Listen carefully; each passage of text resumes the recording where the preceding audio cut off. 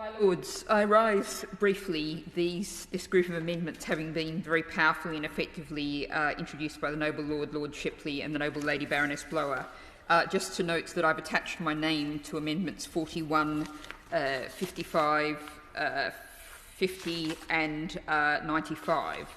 And just to very briefly make some comments on a couple of those. I think 41, the geographical spread, is absolutely crucial, and it ties to a point that I was making in our first day of committee, which is the idea of a school being part of a community, being a civic institution. Now, it might be that we have a chain of coffee shops scattered around the nation, and maybe people feel like to go into a coffee shop that's their familiar coffee shop that they're used to going into on their local round, and they go in somewhere else and they go to that coffee shop. But a school is not like that. A school is not or should not be a commercial operation. It's not something you skip around the country. It is at the heart of a community. And so I think that geographical spread issue really does need to be addressed.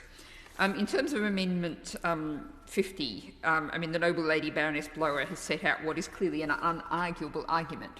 The world is not set in stone. Communities change, groups of students change. Maybe a new industry opens up in a particular community and that community becomes very interested in a whole different area of study and focus.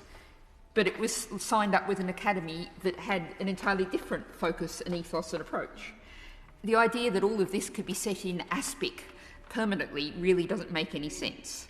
And I'll pick up a point that the Noble Lady, the Minister, made in one of the earlier groups, talking about how the Secretary of State needed the powers to intervene against a failing MAT.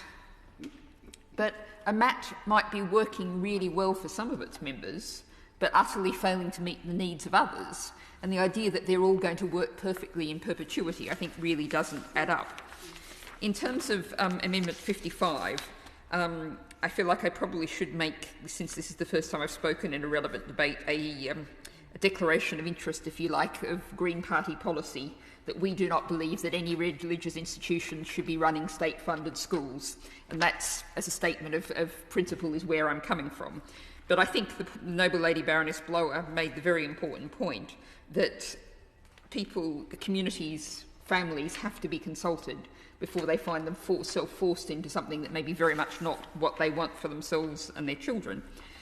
And finally, I come to Amendment 95, and I think, again, the Noble Lord Shipley has done a great job with this.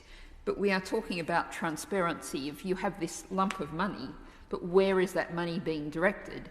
And if we do have a geographical spread, or even if we don't, we know that often how money is allocated in organisations, the way organisational structures work, is they often do depend on personal relationships, on emotion, not on explicitly measured measures of need.